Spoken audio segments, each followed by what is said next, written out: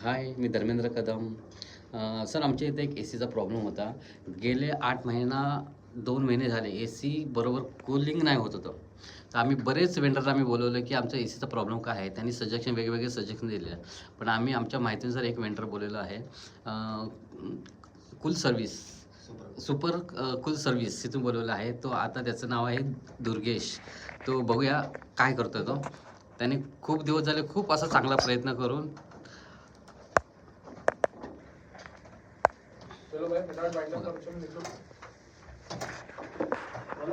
गेले 8 दिवस ह्याच्यापासून खूप परेशान झालो होतो. पण त्यांनी आता एक सक्सेस म्हणून चांगलं काम केलेलं आहे आणि खूप मेहनत करून त्यांनी चालू केलेलं आहे आणि एवढं छान कूलिंग होते.